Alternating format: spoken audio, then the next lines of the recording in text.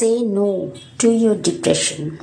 হ্যাঁ, এই কথাগুলো বলছি কারণ হচ্ছে কিছুদিন আগেই ফেসবুকে দেখছিলাম একজন ফেসবুক ফ্রেন্ড তিনি সুইসাইড করেছেন। বয়সও খুব বেশি নয়। তো দেখলাম তার একটা ছোট্ট বাচ্চা আছে, বউটার ছবিটা দেখলাম, বউটার বয়সটা কম।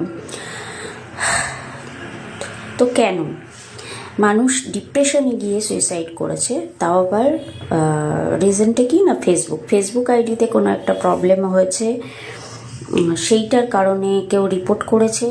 কিন্তু কথা হচ্ছে যারা প্রফেশনালি নিয়েছো, মানে সোর্স অফ ইনকামই শুধু ফেসবুক, তাহলে তাদের একটা জিনিস আমার মনে হয় চিন্তা করা উচিত প্রফেশনালিও, যে যারা সরকারি জব করে বা যারা অন্যান্য অফিসিয়াল জব করছে, সবারই কাজের জায়গাতে কখনো না কখনো কোনো না কোনো প্রবলেম ক্রিয়েট হয়ই। তারা কিন্তু কেউই এই সুইসাইড করার কথা ভাববে না। তারা কি করে, সেই প্রবলেমটাকে ফেস করে, ওভারকাম করে, আবার নতুন করে শুরু করে।